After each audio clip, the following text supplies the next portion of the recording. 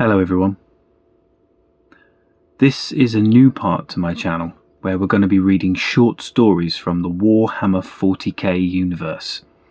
Little snippets into that terrifying, grimdark world that we love so much.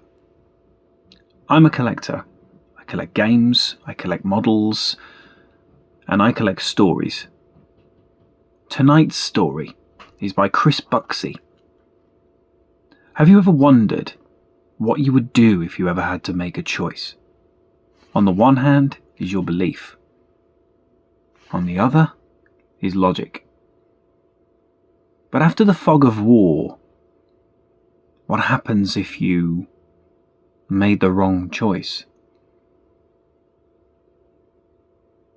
Let's find out. Rogaldorn is absolutely the one with the wings, said Dimitri. Howls of protest erupted from Governor Lorenzo and his entourage, as though they had been struck by an overseer's electro-lash.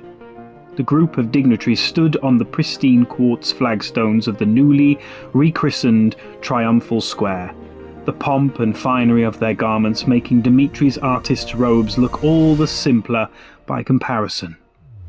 Rising up before them on the bastion walls of the governor's palace, and hidden from the rest of the citizenry by a massive red curtain, was the intricate mural, "Glory to the Defenders of Terra."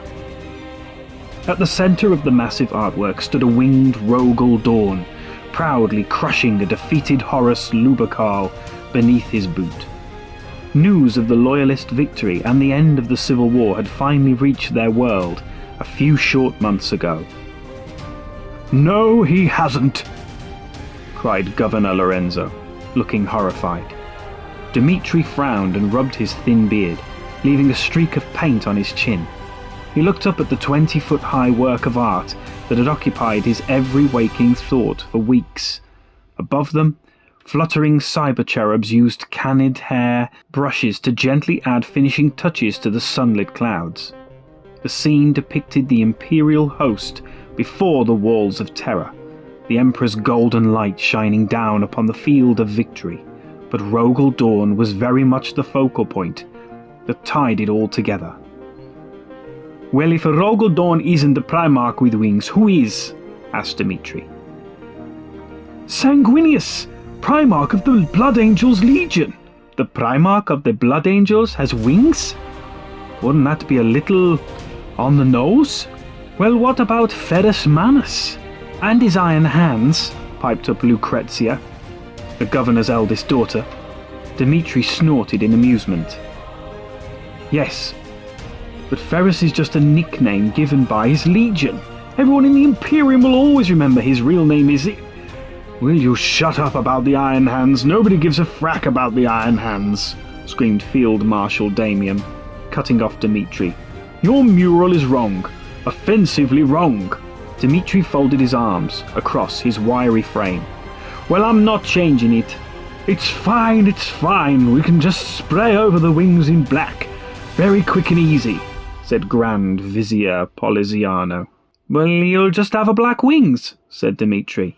"Okay, what about if we say it's more allegorical, like they represent the swift wings of justice, or an angel of death," said the Grand Vizier.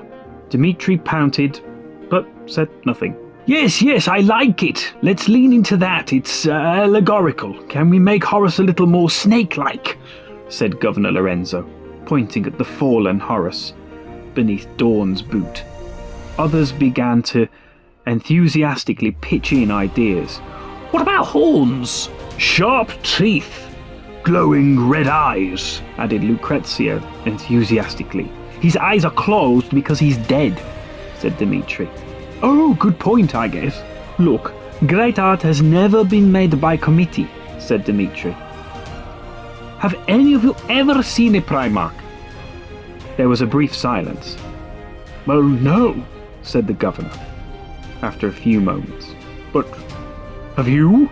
"Okay, I haven't either, not in person. I was still a child when the Remembrances program was cancelled, but I can remember the picked reels we used to receive. I'm the artist here. You have to trust my process." This isn't about art. This is about demonstrating loyalty to the Emperor. In 8 hours, an Imperial scouting fleet will enter low orbit, and we will need to show we've been loyal all along. The parades, the banners, the victory mural, that's what this is all for, said Governor Lorenzo, before lowering his voice to a whisper. Yes, okay, we may have resupplied a handful of traitor fleets that passed through the system, and let them erase the archives and murder the Terran administrators, said Dmitri. Shh, said the governor, hurriedly, as though Rogel Dawn was already waiting on the other side of the curtain. Yes, we did, but what were we going to do? Say no? Fight back? The Terrans will understand that we had no choice, won't they? There were muted murmurs of agreement from the crowd of dignitaries. Dmitri suddenly noticed the tiny beads of sweat on the governor's forehead, despite the cool morning air. If the Emperor stands for anything, it's forgiveness, croaked the Governor Lorenzo, his eyes darting between the face of his advisors. The murmuring died away. The silence fell behind the majestic red curtain. Beyond the veil in Triumphal Square, the hubbub of parade preparation continued unabated. The stillness was broken by a sudden burst of emotion. All the dignitaries flinched as a messenger staggered through the center of the drapes, panting and holding out a data slate towards the governor with a shaking hand. Your Excellency, the Terran fleet has increased its speed and is no longer responding to Vox hails, said the aide breathlessly. The governor hurried away with his retinue, the mural suddenly forgotten, and Dmitri was once again left alone with his masterpiece. Shrugging, he resumed painting the majestic brown hawk wings protruding from the back of Rogel Dawn's bone-white armor. Rogel Dawn, Praetorian of Terror, the Emperor's warhawk. He'd certainly got it right. In the distance, sirens began a plaintive wail.